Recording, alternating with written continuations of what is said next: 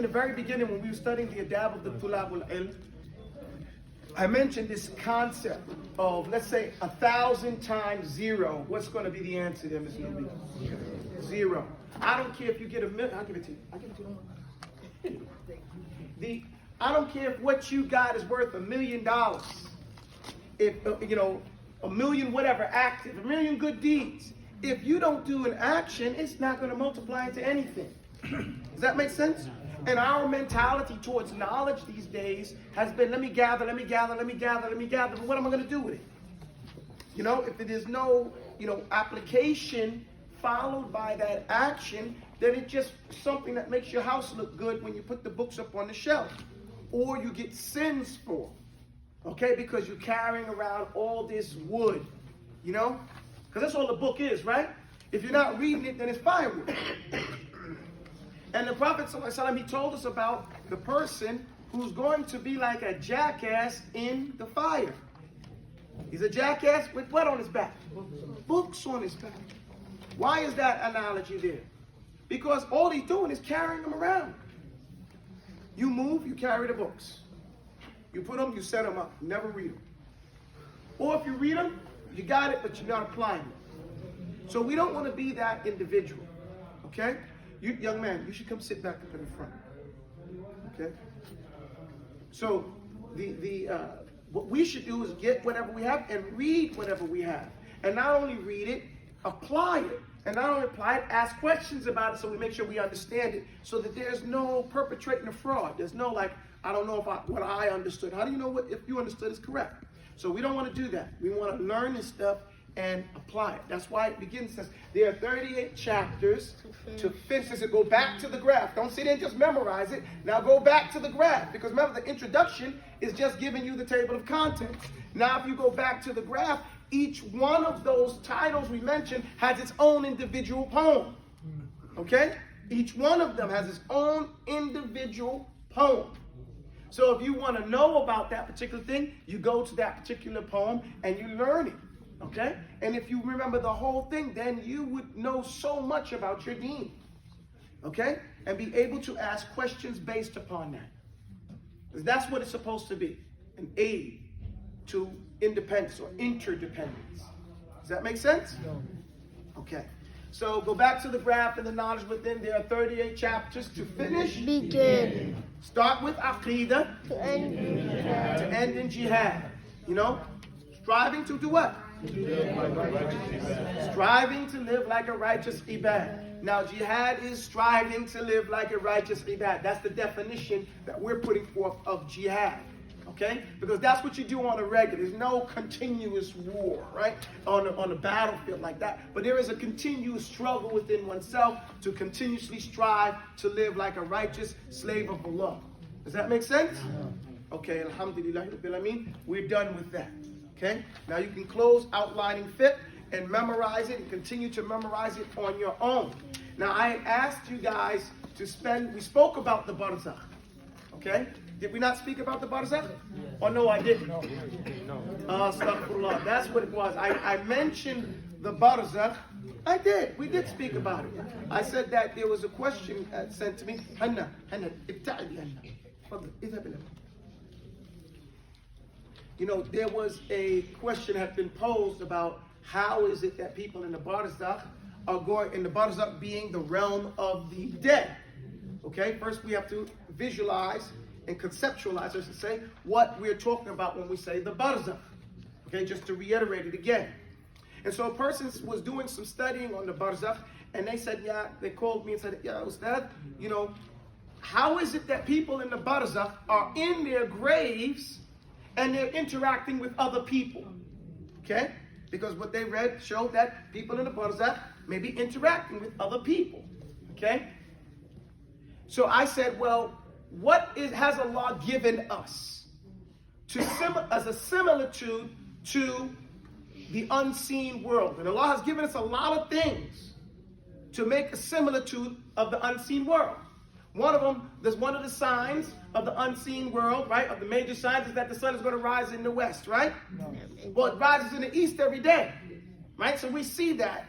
So it shouldn't be difficult for us to realize it can rise up on the other side.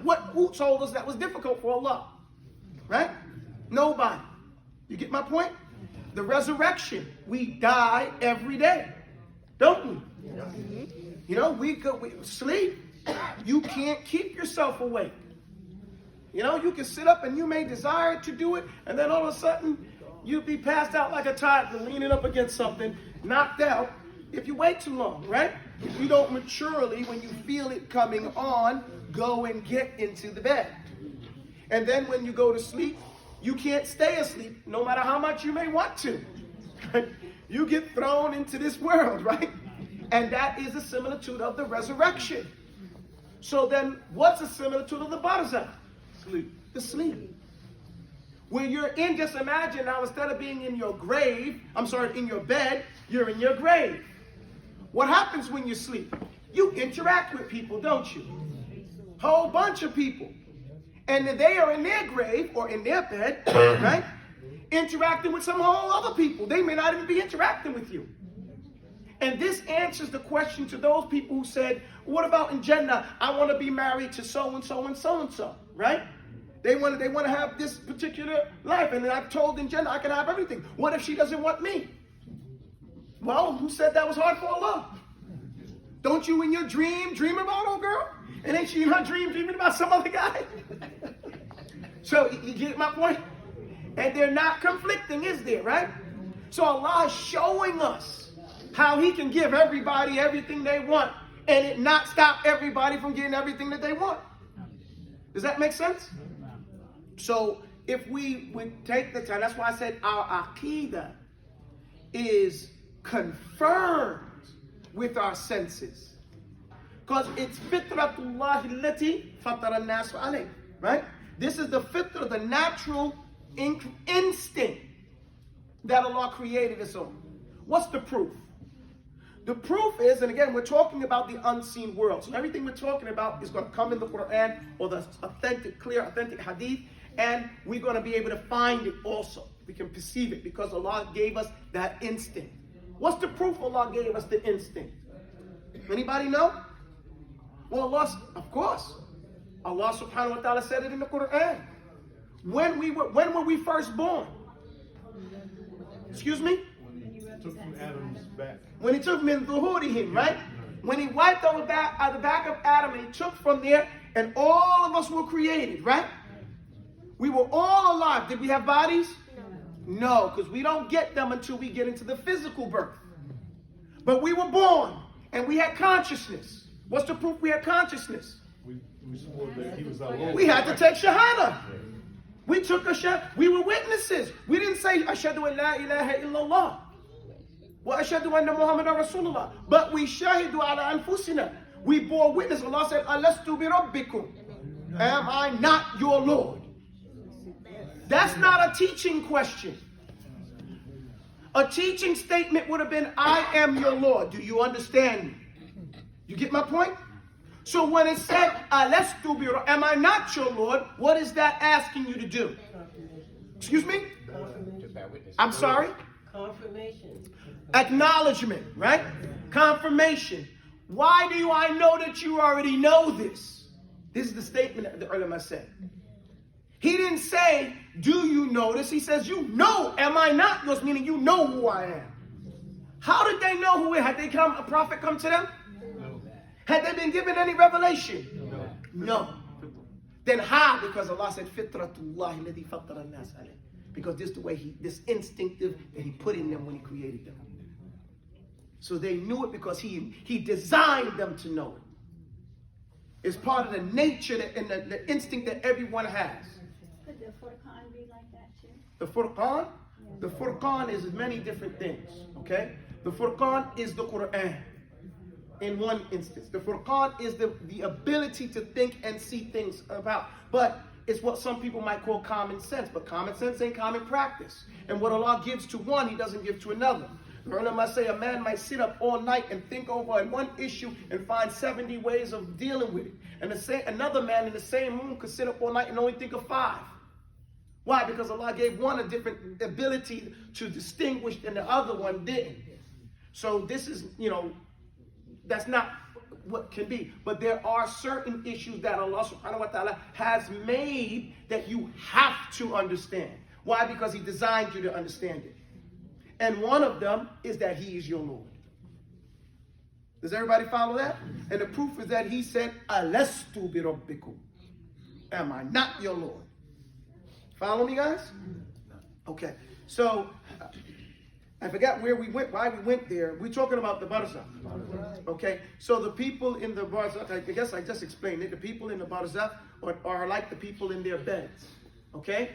And the people in their beds experience what they experience in their dreams, and the people in the barzakh will experience what they experience in their graves. Okay. While still physically being in their beds, they have these experiences which are just as real as our life, this dimensional experiences, and their experiences in the grave will be as real to them as Allah's Messenger has already told us are going to be real to them. They're going to get beatings there, some people. May Allah protect us from that. Okay? There's going to be fear and pain and all those things. And people feel that also in their dreams. Right? So, Alhamdulillah Rabbil Alameen. I hope that makes sense. Any questions about it? The thing I had told you guys to look over for the weekend was the issue of wala wal bara. Okay, because that is the third part of this issue of aqeedah that I wanted us to understand. Why? Because aqeedah is, wala wal bara, that aspect of wala wal bara is the first fiqh that the Prophet ﷺ established. Okay? Does that make sense? And that is the fiqh of the Jamaat, the fiqh of unity and the uniqueness of the ummah. The first thing he did when he made that public report after building the masjid, starting the building of the masjid and making the brotherhood of the Muslims, Akha Rasulullah, the Muhajirin wal Ansar, right? Then he made that public announcement. And in that public announcement, he states that the Muslims will be identified as a unique and individual, unit, nation, distinct and separate from all other nations. So if we can think about that aspect, just that alone, that is an amazing fiqh stance. That we are a nation, okay? A nation. United and at the same time, separate from any other nationality. Can you get that fiqh? If you don't have that, then that's where our problem begins. And the Prophet went on, not just the Prophet, subhanAllah, Allah subhanahu wa ta'ala mentions in a number of places in the Quran, and I wanted you all to look up the issue before I bring you the ayat. They're all in the Ya ayyuhal ladina aminus.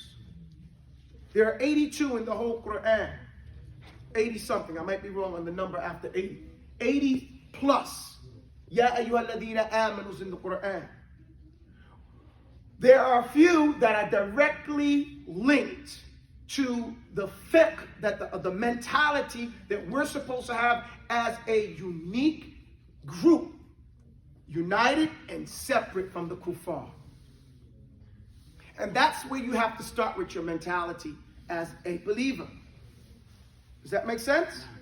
Now, please, over the next, it doesn't help if I give it to you, okay, without you first doing some homework on it first. Find, I told you where you can look for them. Find those things in the Quran, in the Ya ayyuhal ladina amanu, that point to what our mentality is supposed to be. Okay, I do remember this book back in the days, a long time ago. May I see for a few minutes?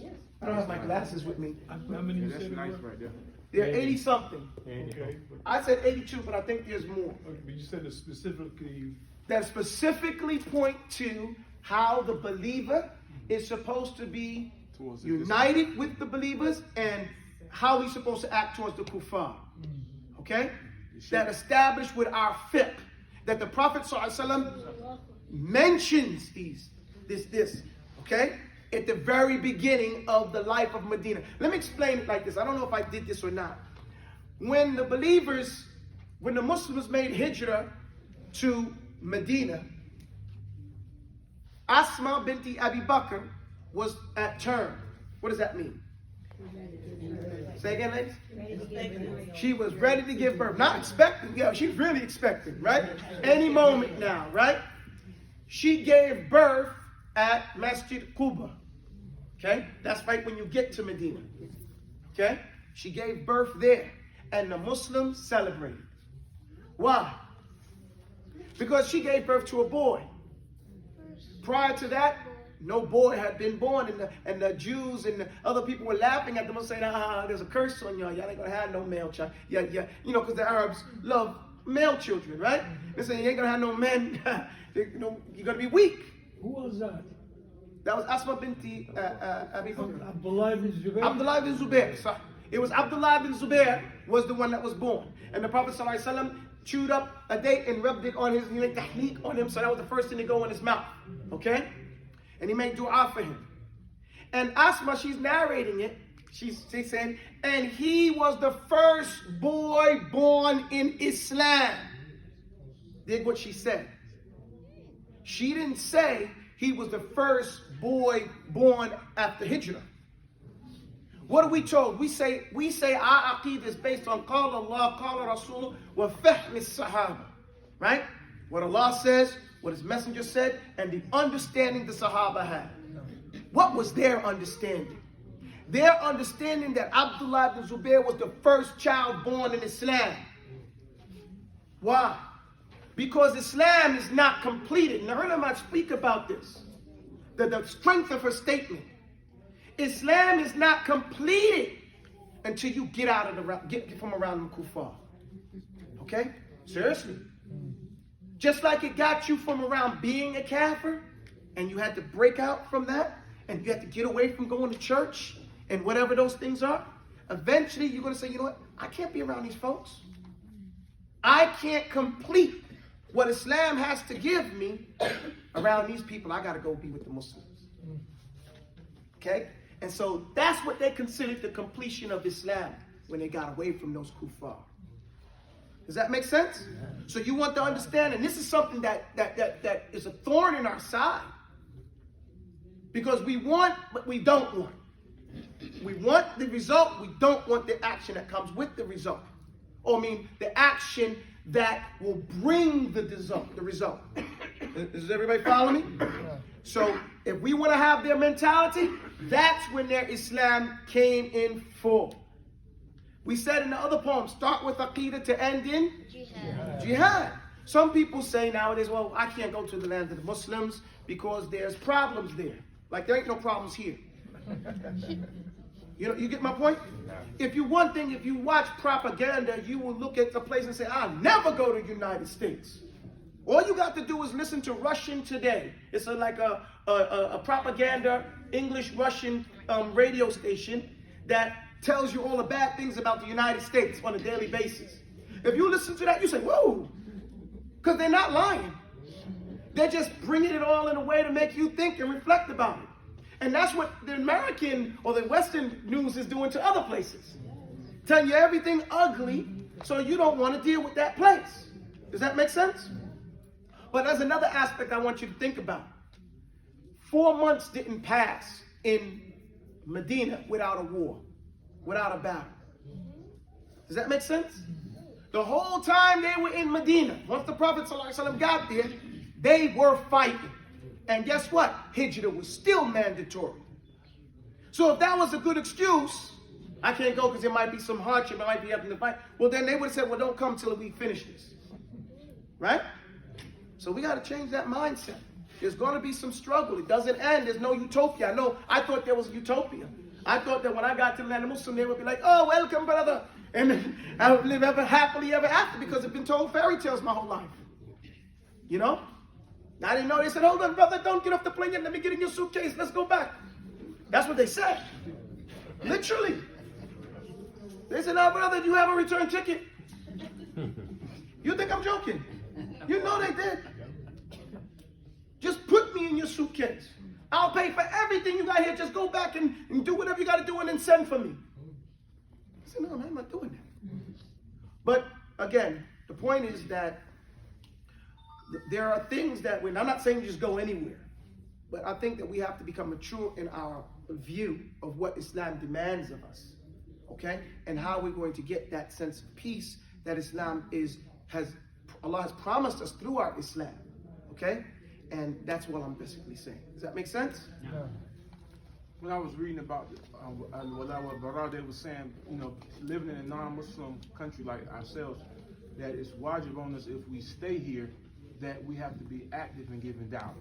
Okay, a lot of people talk that line, okay? First of all, you have to be qualified to give dawah. Well, I mean, we talking about giving dawah to people who don't know anything about Islam. No, it's not what he's talking about. That's how people want to interpret it, okay? What he's talking about giving dawah is, and what you can tell is when they send someone over here to give dawah. When they see the Muslims, when they send a Shaikh over to give dawah, right? They don't send Joe Abdullah. Hey, go Joe Abdullah, go, and they send him on a 10 days true. No, they go get Sheikh so-and-so, the best in his class. And they put him on a plane and they send him over here to do dawah. That's the guy that's qualified to do dawah. He's not more qualified than someone here. He may not be, but that's our fault. He may not be more. That's what I'm saying, our responsibility. Listen, no, that's incorrect. The one who's responsible to give dawah as a job is the sheikh. Whether that sheikh is from somewhere else and there is no one qualified here to do that, and I'm not saying there's no one qualified here to do that, but if I'm from a different country and I'm going to send someone to give dawah, I'm going to send the best of the people I have to go give dawah. The one who's here who says, okay, I'm staying here and I'm going to give dawah, that person has to be qualified to give dawah.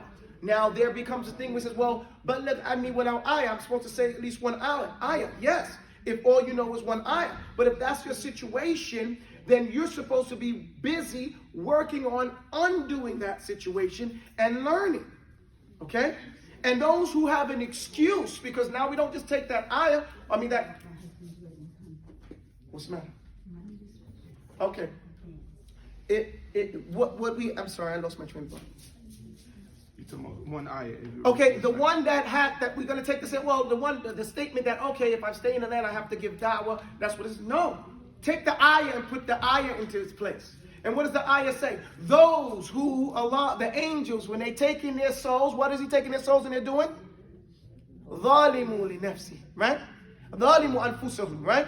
He takes their soul while they are what? Oppressing themselves. Why are they oppressing themselves? Read the tafsir, because they live in with the land of the Muslim and the kuffar, and they had an ability to get out. Okay? So he says, why were you here? The angel says. Fima kuntum. Who was you? Kunna mustad'afina fil ard. They're going to say, yo, we was weak. We was oppressed. And the angel's going to look at that. What you trying to say? You trying to say my Allah didn't make this earth big enough for you? He didn't make it big enough for you to find no place else where you can practice your deen better than being here? Right? So that's the context you need to take that ayah in. Or the rest of that being comfortable. We know that Pat ain't comfortable. Do you know the ruling on buying a new car or fixing up your house when you haven't made Hajj? And you got a car, even if it's a clunker? It's haram. Because you owe that money to Allah. When they refuse to pay a debt, Hajj is what we implement, right? So we don't really understand the application of some of the things that we're doing. Okay? Even if you say, well, I'm going to go someplace that's not a Muslim place, but it's better for my deen. And then some of the ulama take that even those people who are scholars, they may be able to go there, but what happens to their family? Okay? What about his wife? What about his children? And then we say, what does Islam say? The rights of the Jamaat overshoot the rights of the individual. Okay? So if his family is going to suffer from him giving dawah over there, or even, they go so far, even if his mother's going to be left without someone to take care of her, he can't do it. He can't even go fight jihad, which is the top of it. And so from Bab al-Awla, then he can't do something less than jihad. Does that make sense? Because his first, Allah says in the Quran, Ya ayyuhalladhina amanu qu anfusakum wa ahlikum nar. That's the first one you got to give da'wah to. Yourself and then your family. Does that make sense, everybody? So, and I struggled with this issue. I argued it before I came back to the United States. And I told you guys about that, right? And then the example was given to me about those people who from the Sahaba who went back. And they were told, don't go back, right? And what happened to them? They had a hard time, radiyallahu anhu. And you see what happens to lots of different tulab that come back. You don't see all the things that happen. I try to explain to you guys some of the stuff, all the harassment of the police and the FBI, the things that they do, the scare tactics they use. Me and my wife, we came from, when we were coming from Umrah, they come and say, hey, somebody was drunk driving with my driver's license. Now, they might lock me up someplace, right? And say that I was drunk driving. You know, these are the things you do. Why expose yourself to that? Okay, then who's going to take care of my wife? Not your responsibility, right? And then they feed you lies and propaganda about the individual, and you say, well, I just don't want to be dealing with that, right? And then what happens? We have another Malcolm X's wives, okay? Martin Luther King's wives gets left to the side, right? Well, everybody loved Al-Hajj Malik Shabazz, ain't nobody did anything for his children, right? To the point they turned into a bunch of kafirs, right? So what about everybody? I ain't no Al-Hajj Malik Shabazz. Radiyallahu anhu wa rahmahullah. So we have to think about your family first. That's who Allah gave you the triage, the priority. Take care of your family first. You want to come give da'wah in America? Take your family, set them up someplace good in the world, then come back and give da'wah if you want to. Tabarakallah, mashallah. But see, with the internet nowadays, we can do that without being here, can't we? To some degree. To some aspects of da'wah.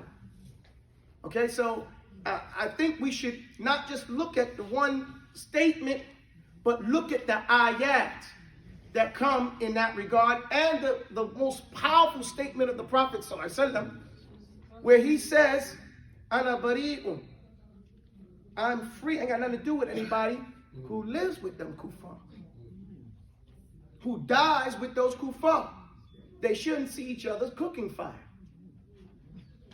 Okay, some ulama said that if you got a plan and you're working on your plan and you died, then you're all right. Because you're working, you're that man that killed 100 people and he's on the way, but he didn't get there.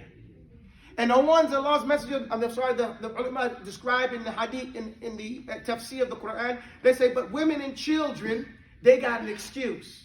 Women and children that don't got a way out. And even women that don't got walis and mahram can travel to make hijrah without a mahram. That's how big the issue of hijrah is. That if a woman has the ability to make hijrah, she doesn't have a mahram, she can travel without it to get out of there. Does that make sense? So, and there's a beautiful book on the issue of hijrah. Now, there are some people who are running from their countries because of oppressive rules and stuff like that, and they may have come here because that was the easiest thing to do. And they describe a refugee as somebody who goes wherever he can get in. He didn't choose that place. Like I sometimes we don't look at our own history. Most of us are either refugee children or our parents were refugees. How? They ran away from the South. They didn't travel to the North because they wanted to. They traveled to the North running from Jim Crow, running from getting lynched and all those things. So they didn't come. So from North Carolina, South Carolina, Georgia, they went to New York. From Mississippi and Alabama, they went to Chi-Town. From Louisiana and Texas, they went to LA. Right? These are, right? Most of the people went to those people. We're refugees. Our parents immigrated and now it's coming back. It's going full circle. But again, we have to look at those things and put them in some type of context.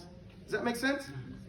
Well, I would say the majority of the African Americans or people who from America, they didn't have scholars or people who were supposedly, da'is to give them da'wah. Majority of the people that I know that accept Islam, just average Muslims. So, I think because... What's the question, though? You made a statement. Well, you was making a statement that we should wait for someone else to come in. No, I didn't. I didn't make a statement saying we should wait for somebody else to come in. Well, you said I you're said not that qualified. No, you misunderstood me. I never said that you should wait for somebody to come. I said look at the people who are being sent over here to give da'wah.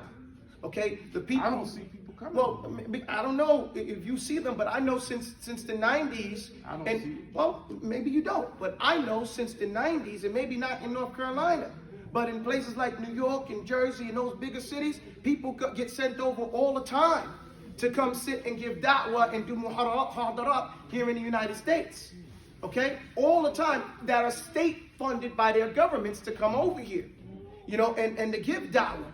And they go to different places like in Canada, and they go to different places like in the UK as well. But because the United States is so huge, They only go to the places where those big hubs like New York and stuff like that. I would be embarrassed for a Shaikh to come down here because it's not as, New York is so huge. So many thousands of people come out in a place like that. But they do it all the time. They've been doing it since the 80s. The late 80s. People have been coming back and home from the government of those countries to give da'wah here. I'm not saying you have to wait for those people. I am a firm believer that we have a lot of scholars in the United States. Okay, so many so that it's like, we talk about when we're studying Aqeedah and we see the Aqeedah of Imam al-Bukhari. He said, I met more than 1,000 men. He said, from places I have been, men of knowledge, men of fiqh. I met them back when they were thick. I met them time and time again. For 40 years I traveled there in Mecca, Madine, Khurasan, in Egypt, even Sham. He said that right now, 1,000 men. The point is, all of them agreed on every issue in his creed. So now he has 1,000 men, 1,000 scholars who agreed on every issue in his creed. The ulama, when they talk about that, they says, you know how hard it is to get 10 scholars to agree on anything? To get 10 scholars to agree on one point, without putting a cave and an addendum and let me prefix that with this, that, and the other thing. But to get 1,000 scholars to agree on every issue in his 10-point creed, that shows you the strength of the Aqeedah. But also what you're showing is that we have so many scholars in the United States that there's varying angles of application. Why? Because, and it's not because of the level of knowledge, it's because the angle of application. Knowledge is biased. Okay? Meaning knowledge is one, but the application is biased by the person who has it. You see from where you sit. Okay? So you have this knowledge about how to apply it, but you can only apply it from where your political, social, economic situation is. Your politics. Does that make sense?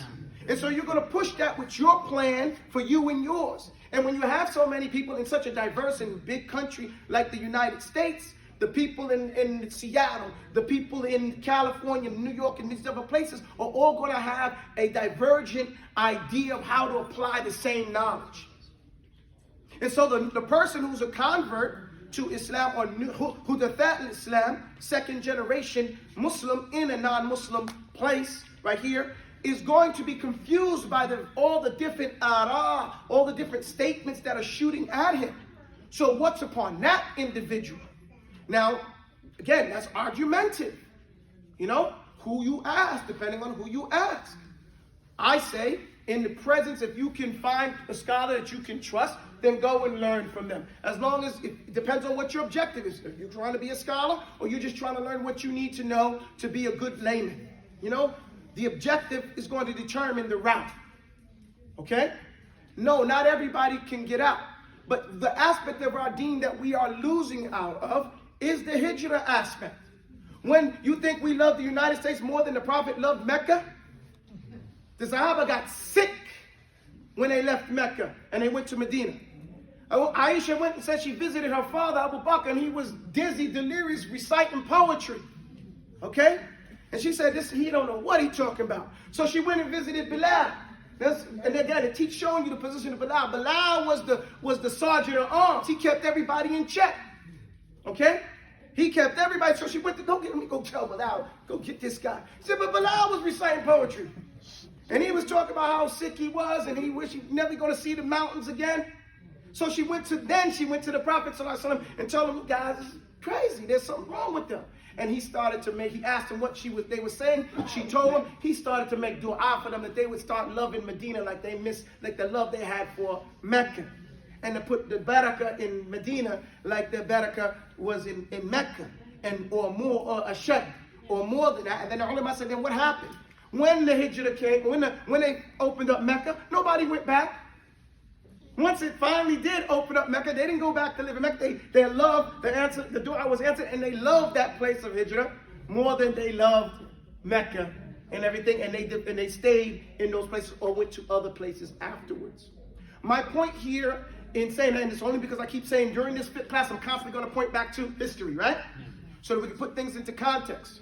We have to cure that love of this dunya. Right? And not just the dunya in general, this dunya. Okay? We are, our allegiance, and that's why I talked about wala wal bara. our allegiance, our alliance, our tawakkal is on this country. As though we can't live elsewhere ever. We're going to die. You go across the red line. You're not going to be in the United States. Ah! You know, they got to fly. You know, I can't live there. They don't have AC. I'm a diabetic. Can I get my shot? Yeah. They got Amazon over there too. They do. And it delivers. They have all the things that you will never know. You get my point, guys? So, you know, one of the things that we have to realize is that the Prophet, the first thing he established in establishing fiqh is the breaking of this allegiance and this alliance to kufr and the mentality of kufr. We call it the La ilaha. Because doesn't the La ilaha come before illallah? So before we can really establish this, you know, illallah, this what do you call it? Acceptance of Allah as our only fiqh, we have to break the mentality of this other fiqh. I have to give her a book. Let me run out and give this lady. Oh, yes, your wife. Oh, never mind. I ain't worried about it. So, you know, again, look at the ayat. The many different ayat under Ya ayyuhalladhina amanu. I'll bring a few that I want you to know on Wednesday, but I really want you guys to look at them. Does that make sense? Now we got to get to our book. We got to get started. Yes, ma'am. Do I hear you saying that for the most part for the African American and I don't like to call us African Americans. Really, I don't. African in America. There's Africans, man. You find a Russian here, he's not going to say Russian American. He's going to say Russian. You find a Chinese guy of Chinese descent, even if he was born here 300-400 years ago, he can say I'm Chinese. You know, I think we use that African American sometimes to distinguish ourselves from Africans. You know, we're Africans. I know, because I love Africa. Alhamdulillah. But what I'm saying is that, do I hear you saying that maybe the best thing for us to do as African people in America is to leave America and go do a hijrah? I say it has nothing to do with you being African. It has to do with you being Muslim. The best thing for a Muslim to do is to gather he has to have a plan. Don't get up. I got up and left. Had no plan. I just wanted to get out of here. Okay? Henna, Tiffy. So I got up and left. It didn't last but a couple of years because I didn't have a plan. So you do have to have a plan. And you have to be patient on, I want to leave now. I told you that a year ago, right? You know, I said the only reason I'm staying here is because there's people in this class. Otherwise, I want to get out of here and don't want to come back. I almost didn't come back when I went to Umrah. When I sat, and me and my wife actually sat down on the bench before we get in the plane. I was like, I don't want to get on this plane. I don't. I had to think, what do I want to go back there for what? I've lived probably half my life overseas. So I know I don't need this place. Does that make sense? But I started something, I want to finish something. Okay? Inshallah ta'ala. But it has nothing to do with me being African. It has to do, now my choice of where I go, that may have something to do with my ethnicity. But to get out of here, nah, I'm just, yeah. Man, Sorry? leaving from this. Leaving from the land. I have multiple reasons. Now, my first primary reason is because I want to live in an area and hearing the adhan. You can't understand how much stress is off you waking up hearing 4 or 5 adhans in different directions. You know? How much less stressed it is, how much barakah is in the air. I want to live in a place where I can take my daughters anywhere and they'll be, assalamu alaikum, flower, beautiful girls, and they'll be learning Quran from any time they can have. Does that make sense? And even the bad people, they're not going to bother you because they know you ibadur rahman. Oh, you ibadi. You know what I'm saying? Not that there's not criminals around, not that there's not bad people, but the amount is different. Talk about oppressive governments, we have Trump. No, seriously, we got Trump. We have a CIA who teaches all the rest of these guys. So I'm less worried about those guys as I'm worried about these guys. Right? So, you know, when we talk about third world, and I know better than that. I just drove here and I couldn't find the whole neighborhood is in dark. Right? The whole neighborhood is dark. One pole knocked down. The whole back area is dark. You have to come another direction and there's a car accident there too. You get my point? There's not much. I lived in Florida. The electricity goes out almost every week. It floods. Alligators walk across the street. No joke. On the highway, how many alligators we count when we was on the highway, girl? 150. 150 something alligators. We counted from the highway. 200. I'm sorry, 200 and something. There's no joke. We literally count them. This is not third world. You get my point? It's a perception. It's a propaganda. It's magic. That makes you think this one is so amazing and this one's so stink. Now, I'm not saying this one is without any problems, but I'm not saying this one is perfect either. Okay? But where is the quality of life? Okay? Where is going to be the better quality? Not by my decision, not Abu Chaba. What did Allah say? What is the completion of Islam? What was the mentality of the Sahaba? So if we're claiming that our stance is going to be based on Quran, Sunnah, and the understanding of the Sahaba, we can't ignore the fact that we're told to make hijrah. Does that make sense? And then we can't live our lives here trying to solve the problems in the United States that are unsolvable without the completion of Islam. They are unsolvable. Without the completion of Islam. So Okay? how do we understand the first phase in Mecca as far as our deen? What do we say, Hanifan, or what? How do the early man explain No, that? you know, they're Muslim, everybody's Muslim. As far as Islam, if the Yeah, establishment was Okay, look, Medina. there's a mentality. Their mentality is now we've got to complete our Islam. No, so It's like this. Do we call a person a non-Muslim because he never paid zakat? No, we say he's still Muslim, right? He just didn't get enough money to pay zakat yet. We call him a non-Muslim because he didn't make Hajj yet? Well, Buni al-Islam ala khamsa. You get my point? Islam is built on 5. We don't say he's not Muslim because he didn't make hijrah. Make Hajj.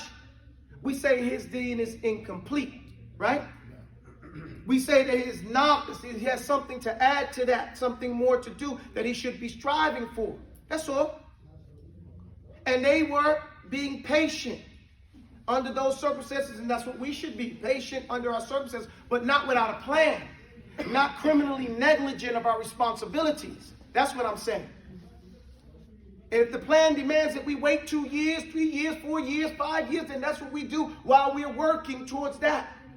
Okay? But not that we totally ignore it and pretend that this is what I'm doing everything I'm supposed to do when we know that's not true. Okay? Because now what happens now, what do we call a person a kafir? Two people, both committed zina. One says, you go and say, did you know that zina was haram? He says, yes, but I could do that.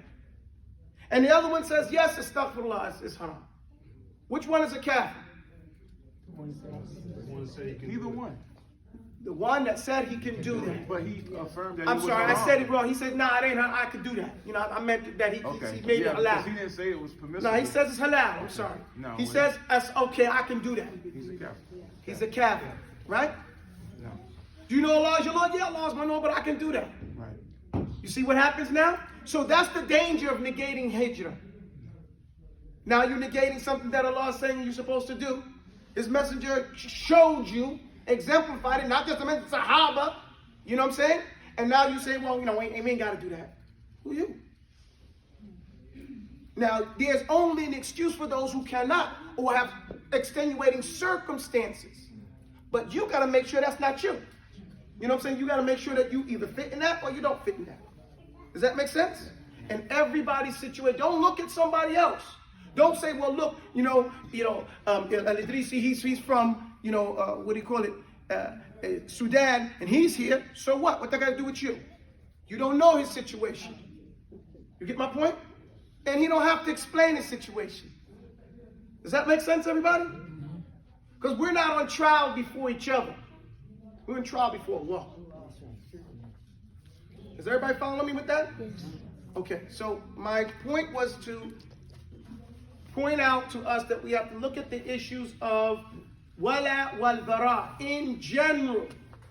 The hijrah issue was another side issue, but that's tied to that, okay? Because it's like the fullest extent of wala wal bara, But the issue first and foremost is, what does wala and bara mean to you as a Muslim in general, so that we can get that general fiqh mentality.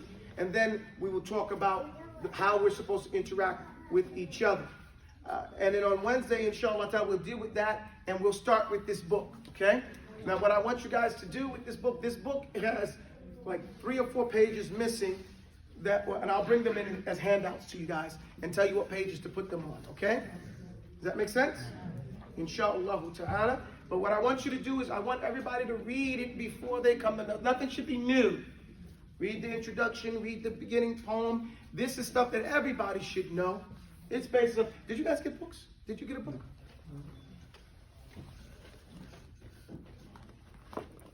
Did you get a book? No,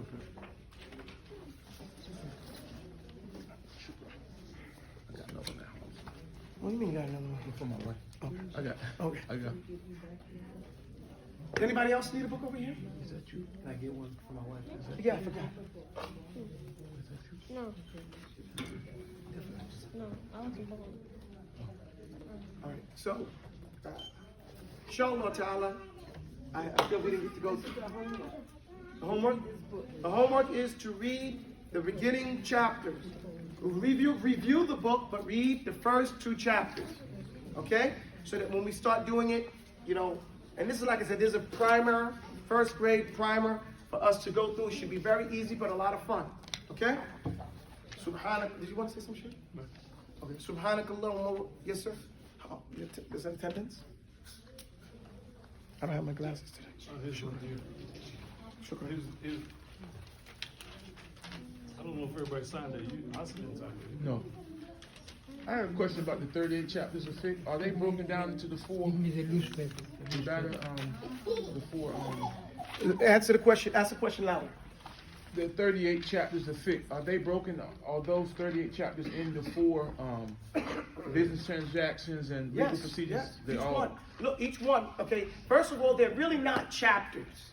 It's not fair to call them chapters. It's like with any law, they call it titles, right? When you do law, they talk about this is or they call it chapter title, right? Because it's more comprehensive than what the word in English would present as a chapter. We just use that loosely. Does that make sense? For example, when we talk about tahara, right? Now, tahara has 11 issues under it, right? Each one of those issues is a whole fiqh issue. I said tahara takes a noble spot after aqidah, before salah. 11 cleansing points in order. All of them begin with water. So then water itself is one issue, the 3 types of water. That's fiqh. It's time to leave? من قال أيوة الحمد لله. Time to go. All right. I got the word heard, right? All right. So see, each one, 11 cleansing oils, all of them deal with the thing, the issues that undo, wudu. No, each one of those things is a whole fiqh. You know, could be a small book in and of itself, a chapter in and of itself, under that one particular issue. Does that make sense? Yeah. So it's not like that. But each one of those, where they belong, is under each one of the 4. Now, where there is some disagreement would be when you get to like business transactions, right? The last 2 are what? Wasaya and fara'id. Wasaya and fara'id. Some scholars will take them from wasaya and fara'id and put them under family. Okay? And some under provisional, right? And others will put them under legal procedures. Get my point? Because is it in the contract? An it agreement. You'll find an it agreement. Somebody said, well, no, it's not a business transaction. It's a legal procedure. Okay, you get my point? So, you know, there may be some disagreement sometime on where those 2, but if you understand the issue, you can see why there would be some, you know, and that argument is just an angle of presentation, isn't it? Because all the issues in business transactions are legal procedures, aren't they? Yeah. Because a shahid is a sihid, al-iqrar that you said this one, right? And so these things come like that. It's just a conversation, and that's why I put it in the order right there. But you should be able to tell that in 1 is 8, 1 is 9, 12, and then you just go through it real easy and you see what they are, and for you to understand that everything in life falls under those 4 categories. Does that answer your question? Yes, sir. All right, does anybody else have any other questions? Yes, ma'am. There was an earthquake in East Turkey, about 6.7. Yes, about 40 people Is that passed. considered the East? Yes. The Turkey is, listen, Turkey, as we call Turkey today, is considered the doorway to the East. Okay? That's why it's such a controversial place right now, or has always been. Turkey, where Istanbul is, right next to it, you have Hungary and all those other countries. That's where it all begins. That's why they're fighting. Do you include them in the European Union or not? Because they're Asian. But you have two sides of Turkey. You have the Asian side of the river, of the sea, and then you have the European side. Huh? This only city that's part of Europe is Istanbul. I know, I'm saying, but that's still part of the country. That's what I'm mentioning. Like, because at the very edge right there, then when you go on the other side of the bridge, now you're on the quote unquote the European continent. But when you cross back on the other side of the bridge, you're in Asia. Okay? Now, again, it's not Far East Asia, but you'll see people there looking as Chinese as anybody else. Mixture too. Yeah, because they're Pan-Asian. One of the things, and why did they become Pan-Asian? Because Genghis Khan killed everybody. And so the only way they survived, they stopped looking at it as a tribal thing and started, intermarrying and everything. So you have this Eurasian culture, One guy could look half European and half Chinese. I'm serious. That's the way it is there. No big deal. One of the signs, because that's the East, the earthquake from the East, No, that's not it. No, the ulama said that the fact that it was mentioned as a quake in the hadith shows that these are not going to be quakes like anything you've ever seen in your life before. Okay? It's not going to be anything like you've ever. What do we hear? We have a surah called Surah Zilzal, right? No. Again, indicative. It's going to be on. Something like you've never seen before. Some of the ulama said that the quakes are going to be so big, that's going to change the course of the earth and make it spin so that the sun rises in the west. You get my point? And Allah knows best. Because it's all supposition here. This is all just people trying to imagine what it is. And you're supposed to imagine. Allah says, tadabbaru, right? Contemplate over what this could be. How it could be, and Allah knows best. As long as you end it with Allah knows best. Does that make sense? And I hope and pray that we're not alive. Because the hour is going to be established on the worst people ever created. So get my point? Hopefully not. I'm still alive. I hope it's after we're dead.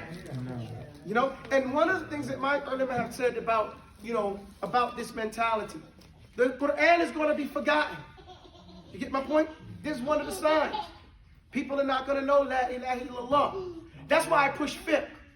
Because this is the start of it. If people don't know this now, then that's the next step closer to not knowing La ilaha illallah, right?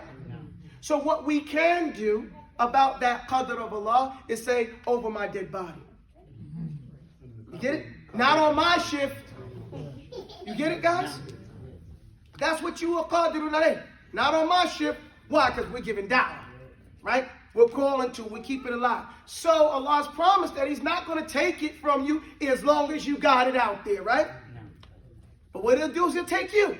He'll take the people of knowledge up. So then I'm pleased with that type of thing. Who wouldn't want to be one of the ulama that's raised up, with the knowledge? Does that make sense? So when you have choices, you pick the best of the choices for you. As long as we keep reciting the Quran and keep promoting the Quran and the knowledge of the deen. Okay? And that's why I say memorize these so we can push that off for our generation. Pass it down. وَتَوَاصَوْا بِالْحَقِّ وَتَوَاصَوْا بِالصَّبْرِ. Okay. Talking to you. Subhanakallahumma. I ain't talking to you. Oh, okay. Yeah.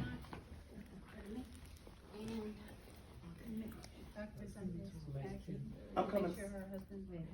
Yes. I made sure. Somebody dropped some keys in the.